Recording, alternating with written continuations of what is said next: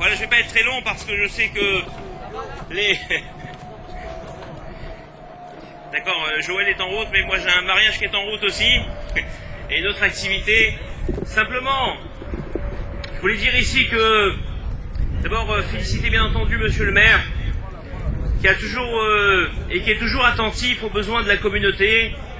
Ce que je voulais dire aujourd'hui, c'est que les gens peuvent penser que lorsque le maire donne quelque chose, c'est par sympathie pour une communauté. C'est faux. Si le maire donne quelque chose, c'est qu'il est à l'écoute d'une communauté, il sait qu'il y a un besoin. Et lorsqu'il y a un besoin, il est toujours là. Et ça, c'est quelque chose d'extraordinaire parce que parmi les hommes politiques, on a souvent des gens qui parlent mais qui n'écoutent pas. Monsieur Pupponi est un homme qui écoute et qui est très attentif et je voudrais vraiment le saluer et le remercier pour cette attention particulière qu'il a pour ceux qui ont besoin de son aide.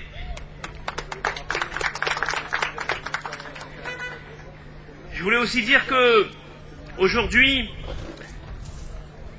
c'est la concrétisation d'une phrase qui est écrite dans les maximes de nos pères. Yagati ou matsati ta'amin. Yagati velo matsati al ta'amin. Si quelqu'un te dit « Je me suis fatigué et je ne suis pas parvenu à mes fins », ne le crois pas. Si quelqu'un te dit « Je me suis fatigué et j'ai réussi », crois-le. Et aujourd'hui, ce terrain, cette synagogue, est l'exemple même de cette phrase extrait des maximes de nos pères. Depuis 1989, beaucoup auraient pu dire « on abandonne ». Jamais on n'arrivera à atteindre cet objectif. Eh bien, il y a eu une équipe persévérante.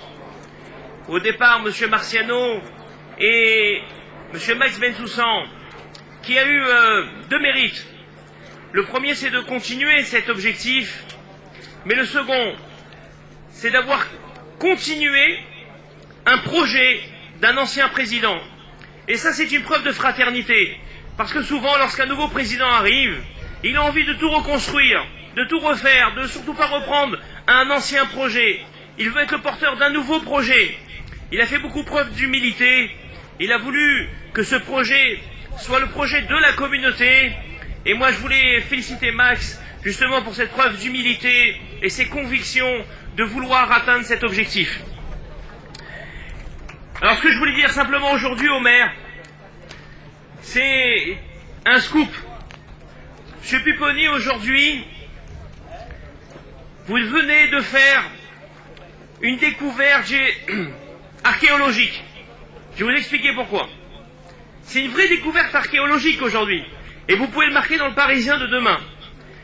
Pour la bonne raison que le texte nous dit, nos textes nous disent que lorsque le temple a été détruit, les murs ont été explosés, ont été éparpillés dans le monde.